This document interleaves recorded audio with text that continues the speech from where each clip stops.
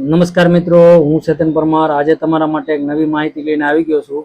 જે મેં 2 દિવસ પહેલા વિડીયો મૂકેલો હતો કે ભાઈ ડિસ્પેચ રેટ તમે ડાઉન ન જવા દેતા. એમાં 75% ઉપર ડિસ્પેચ રેટ ડાઉન જાય છે એટલે તમારો કેટલોગ બ્લોક થઈ જાય છે.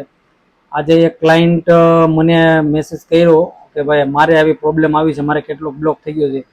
એમાં એ કેટલોગમાં એને સારામાં સારા ઓર્ડર આવતા હતા ને આજે એ કેટલોગ બ્લોક છે. એનું રીઝન એક જ છે કે એને ટાઈમ ટુ ટાઈમ ડિસ્પેચ નહોતું જો ડિલિવરી વાળા લેવા નહોતા આવ્યા. જો શેડો ફેક્સ વાળા કે ડિલિવરી વાળા લેવા ન આવે તો એ મિસ્ટેક આપણી છે. ટાઈમ ટુ ટાઈમ પિકઅપ કરાવવું આપણી જવાબદારી છે. લેવા ન આવે તો આપણે દઈ આવવાનું, પણ જો આ રીતે પ્રોબ્લેમ આવે છે તો આપણું કામ અટવાય છે. તો જો આજે કેટલોગ 1 થી 2 કેટલોગ બ્લોક થયા છે, હું તમને આજે બતાવવાનો છું કે ભાઈ કઈ રીતે બ્લોક થાય છે, શું કામ બ્લોક થવાનું રીઝન. બ્લોક થવાનું રીઝન એ જ છે ટાઈમ ટુ ટાઈમ ડિસ્પેચ ન થાય. 1 કે 2 દિવસ થાય એટલે ઓર્ડર કેન્સલ થઈ જાય. ઓર્ડર કેન્સલ થઈ જાય એટલે ડિસ્પેચ રેટ ડાઉન જાય તમારો.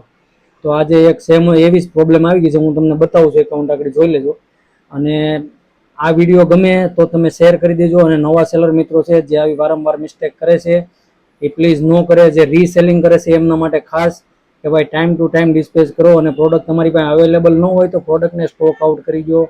આછે કરીને તમારું એકાઉન્ટ ખરાબ કરવામાં. આની લીધે તમારી એકાઉન્ટની વેલ્યુ ડાઉન જાય છે. એટલે સ્ટોકમાં હોય પ્રોડક્ટ તો જ તમારે સ્ટોક નાખવાનો. ડિસ્પેચ હેલ્થ ડાઉન ન જવી જોઈએ, નહીંતર એકાઉન્ટની રીચ ડાઉન થઈ જાય છે. એમાં પછી વિઝિબિલિટી મીશો ક્યારેય આપતું નથી.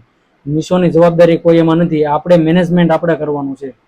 તો આગળ હું તમને બતાવું છું. અને વિડીયો નવા સેલર સુધી શેર કરી દેજો અને મારી આઈડીને ફોલો કરી લેજો જેથી તમને આવી નવી માહિતી મળી. કેટલોક છે એમાં લખાઈને શું આવી ગયું છે, આ કેટલોક હાલ અત્યારે બ્લોક છે.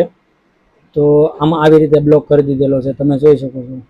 આ વાંચશો ને એટલે તમને ખ્યાલ આવી જાય. તમે રીડ કરો અને આનું ટ્રાન્સલેટ કરો એટલે તમને ખ્યાલ આવી જાય. કેન્સલેશન ડિસ્પેચના હિસાબે કેન્સલ થયું છે.